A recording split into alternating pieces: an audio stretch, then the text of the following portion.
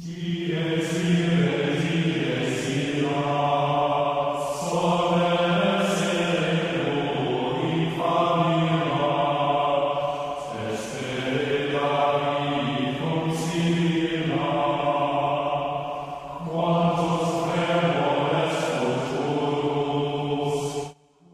Bill Glenn, and I went into the Army right out of high school, age 18, in 1942, and did my service in the European theater.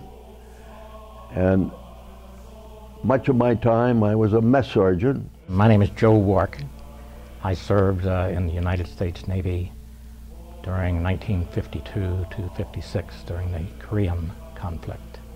My rank was yeoman first class petty officer.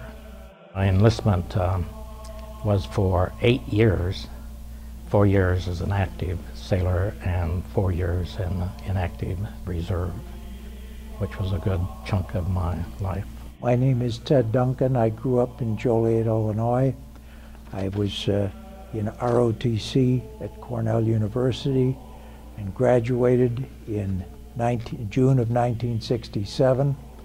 I went to Fort Benning and went through the infantry school, went through training as an intelligence officer, including language training at Fort Bliss, Texas, and had an opportunity to go airborne. My name is Scott Pearson. I was a captain in the United States Marine Corps. I served from 1991 to 1997. I'm Jim Drasal. I was in the United States Navy. I joined the Navy after college. Joined in 1959 and flew. I was a pilot, trained as a pilot. Flew off of aircraft carriers until 1961. And then in 1961, joined the reserves and stayed with them for 15 years. I grew up in a family that was very active in our small town Methodist church. And the result is I worked with the smaller kids when I was in high school and was active in every way. My father was a Presbyterian. My grandfather was a Congregationalist. My grandmother was a Baptist. We had Lutherans, Jewish people, and Catholics, all of deep faith in my neighborhood. I grew up in a Christian home, a Lutheran home. Went to church on Sunday and certainly said prayers before dinner. But I don't know if it was really a significant part of my everyday life. And I'd say the military has a way of putting you on a collision course with the harsh realities of the world we live in. Boot camp was the contrast between civilian life and military life. And so they instantly try to have you become familiar with military rules and duties and the things that are rather demanding. But I found that my faith gave me a peace and a patience that I could grapple with those things and learn and grow.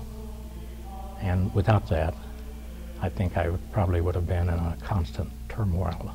Well, we had the basic training of maybe 6 months. It was shortly after that 6-month period, I was missing church.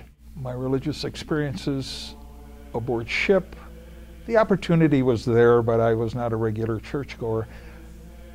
God never left my life, though. I talked with him, shared scary moments with him. He was always my partner. You know, you laugh, God is my co-pilot. Well, he was. When I went into the service, of course, you have your basic training, and we were shot over to Britain rather quickly. A Baptist church that was just within walking distance of where we were billeted, and I thought, okay, they tell us we're going to be here about 8 months, so this is my church for 8 months. There was one of the legendary paratroopers of all time, Sergeant Major Richards, and he saluted me and said, "Welcome to the 101st Airborne Division, Lieutenant. We are the best, and with the help of Almighty God, we make our best better every day." And I knew immediately that I was among believers and would be at home, and I was. As a young Marine, you feel invincible, and it's really, through experiences in the military, you understand that life is fragile, and you realize that your relationship with God has to be right, even as a young man. I think you also you come in contact with those that are mature in their faith and have really put their trust in God. We had a chapel on the base at the air station in Corpus Christi, and the chaplain was very good, and so we had weekly or twice weekly access to church services, just as we would have done at home. So I think that my faith strengthened during that time, and supported me then throughout my life. I went in and sat down, and I wasn't there very long until an usher came to evict me. And what the heck? Don't they welcome GIs here? I wonder if that's, I didn't quite like it, but so I was starting up the aisle as this really nice old man was coming down, and evidently he saw me being evicted out of his pew, and he said, "Hey, you're welcome to be. So as long as you're in this area, my pew is your pew." I mean, when we were making a carrier approach to the aircraft carrier at night in the North Atlantic, I wasn't praying to God to get me through this safely. I was paying attention to what I had to do. And then after it was over, I would think to myself, thank you, and I would thank him. And I would think to myself, it could have been bad, and it wasn't. So maybe he's saving me for something good.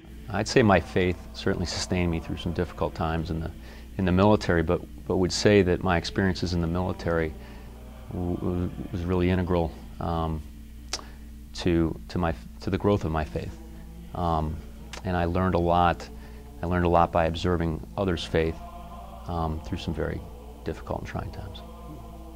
I came back here, and I was very fortunate. I encountered Christian people who helped me in law school, in my law firm that I was in, and helped me come home. And I've tried to help others as well.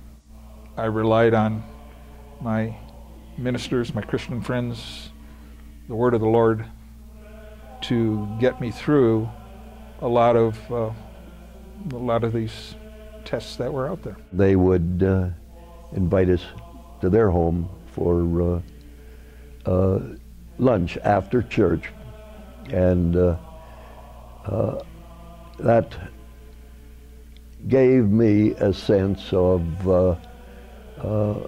life is what you make it, whether you're in the Army, whether you're a civilian, or you got to look for your opportunity to have your Christian experience, because it's out there. There's a saying in the Marine Corps that goes like this: if the Marine Corps wanted you to have a wife, they would have issued you one. And in all seriousness, I think one of the great gifts in my life, and one of the single most important parts in my faith journey is me meeting my wife Duska, who is a Naval Academy graduate and a Marine. And since I know this question is on everybody's mind, she was actually senior to me, so I imagine that I was actually issued to her.